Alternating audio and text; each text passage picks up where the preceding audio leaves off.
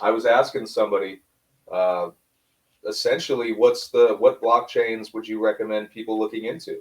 And he dropped three that I had never even heard of. So it was kind of interesting hearing from other people. Let's see, where did I have it? I know I had it in one of these notes. So threefold, file pin, and Jasmine. Um, those three. So if you've never, yeah, exact. That was my exact reaction.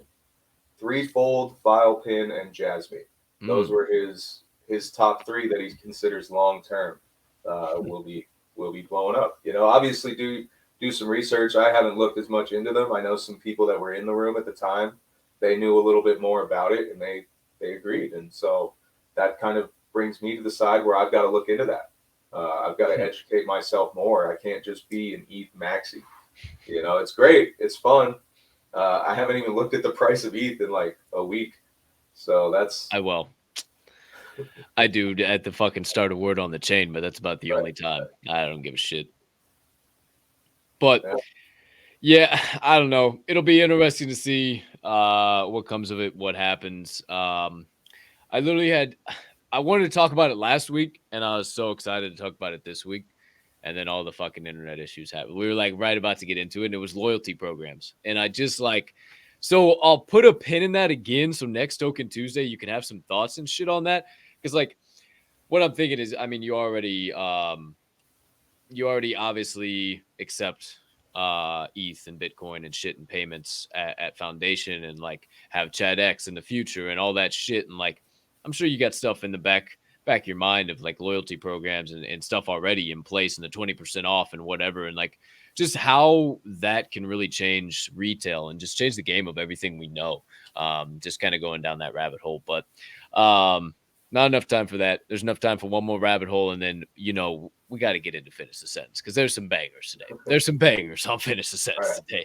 today. But before we dive into that, the phrase of the week, thought of the week, word of the week. It's a phrase, two words: taking action. We had some great thoughts yesterday with Naked Z of Coffee Labs Roasters and Peak Boo's Universe. And I figured you would probably have some good advice and good insights as well. Probably everybody will that's coming on this week. But, it's really something that having that entrepreneurial mindset, not being afraid to jump, to take a leap. It's something that I know you have practiced time and time and time again. And we talked about, I go all the way back. Like, I think this is the 19th or the 18th Token Tuesday. I don't remember. I don't even remember what I messaged you it was earlier. However, I go back all the way to the first thing you said, jump and prepare to suffer, right? Like that's the first thing we talked about. And like the first thing, jump, take action, just fucking jump.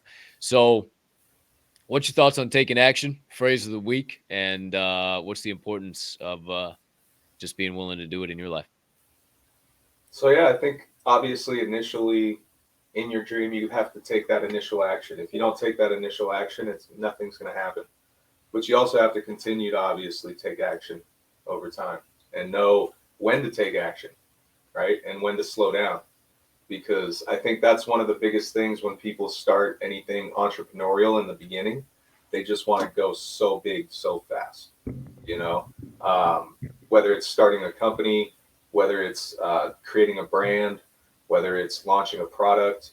If you overextend yourself, if you buy $100,000 worth of inventory that isn't ready, can't sell.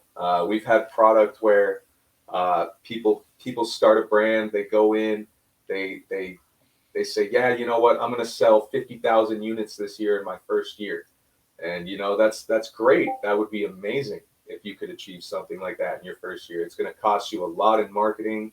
You're going to have to bust your ass to get those 50,000 units, and if they don't, that can be a big hit to you. So you've got to make sure that you don't extend yourself, because you've got to kind of not set yourself up for failure in a sense. I know a lot of people, especially in the cannabis industry, they set themselves up, I think, for failure by spending tens of millions of dollars on a facility to pump out millions of pounds of cannabis. And there's not anybody in, like, there's not enough people in California to smoke what's being produced in California. Mm, Same goes with Oregon. Same goes with, you know, a lot of these states that legalize weed. They all just want to go so big so fast because they think, oh, if I build a $10 million facility and I pump out 2 million pounds a year and, you know, I sell them for 2,500 a pound, which was, yeah, the price back in 2015. But by the time you built your fucking facility, it took you 2 to 3 years to build. You got to remember, it's going to take time to build before you can really get to that point. Whether it's physical or just kind of like what we're doing here in Web3, it takes time to build.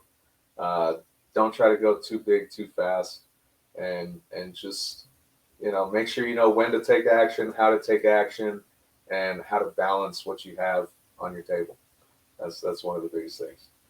Because I know a lot of people in cannabis that say, you know what, I want to launch a vape brand, an edible line, a drink line, a wax line.